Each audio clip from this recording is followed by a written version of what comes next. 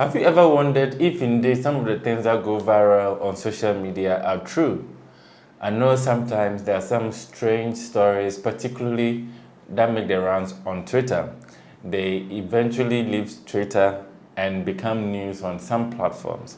I had a real taste of it this year when I went to a family wedding, and in the next few days, pictures from the wedding were circulating on social media, purporting to be a new couple with different names and with an interesting story. So we at Amia Debra Media decided to come up with this social experiment to see if we can create an out of this world story and get people believing in it and going viral with it also. So I settled on scripting a story and about friends that a romance came between them and decided to release it on Valentine's Day because it's a month of love or the day of love, etc. I spent over 6 months creating personalities on Twitter and making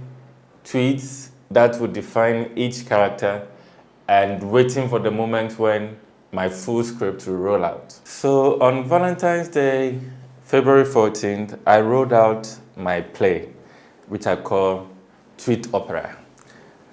And I started with the story from Adjoa Nelson. She had been in a relationship and her best friend had come to take her man away from her. The story was so juicy that soon it caught fire on Twitter. In order to make it a lot more believable, I also brought in a bit of some instigators who usually make these stories popular. So they would tweet it, they would share it so it goes further and people believe it a lot more. So I called Kali J.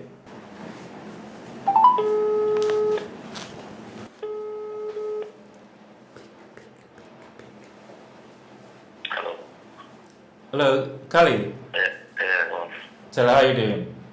I'm good at you. I'm good too. So I am doing some Twitter experiment. So I want to share a thread I have created.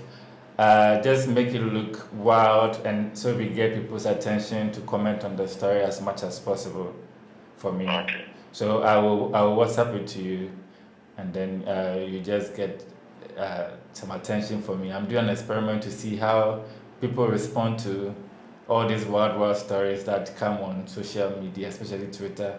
Like they know the story fully and then they are commenting. So it's an experiment I'm doing. I'll send you the link, and then you just make it catchy for me, and then you retweet, you reshare it with your own caption or something like that. Okay, sure. All right, thank you very much. Okay, you're welcome. As expected, people started believing it, and it was spreading. Lots of people sharing their opinions, saying that this girl is wicked, really believing the story. Crazy. See, great and small, okay? What? Oh, somebody say cocky story, the bowl of pop move.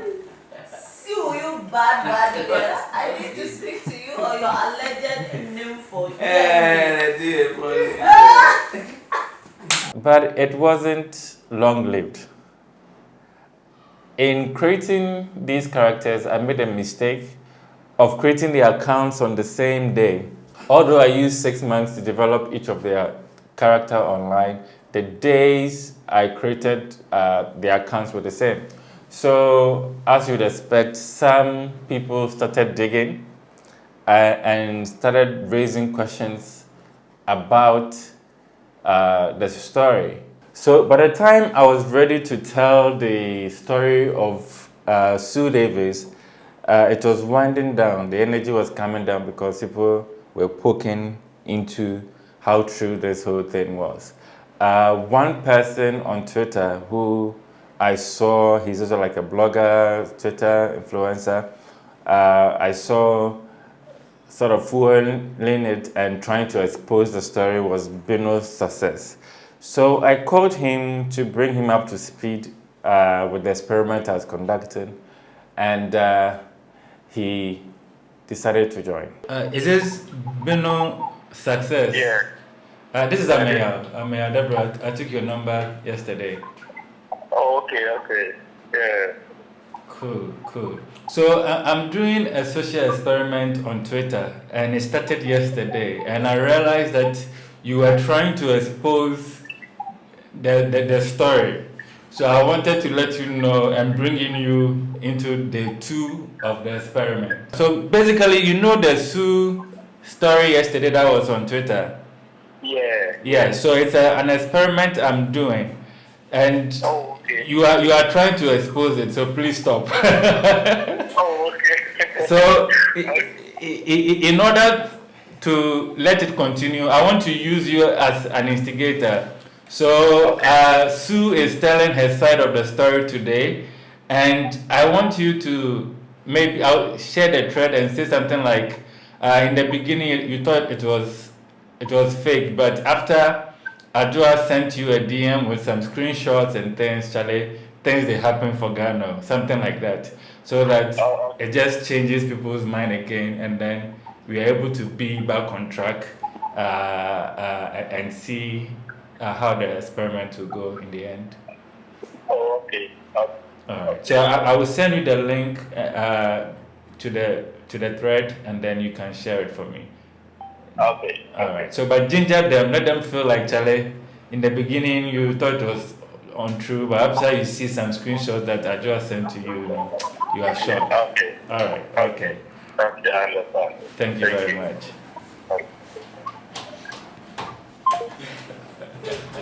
Unfortunately, with all the poking going on, Sue Davis' story didn't fly as much as Adjoa Nelson's did, and so it sort of made the experiment go stale, and it couldn't travel beyond what I expected it to go to. So I had to bring the experiment to an abrupt end. It didn't travel as far as I wanted to see it go, because of course, like I said, I wanted it to go to the point where some of the other stories have gone, where blogs have picked it up from Ghana to Nigeria to Kenya and let it travel wide, so that by the time I bring this experiment out, everybody will be like, oh, so it was a hoax.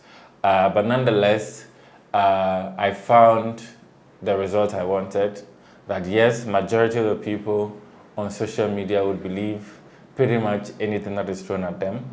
Very few would take the time to analyze the evidence in front of them and make better informed judgment on the stories that they see. So it's a wrap. I hope you enjoyed our Twitter experiment. We might be back with another one soon.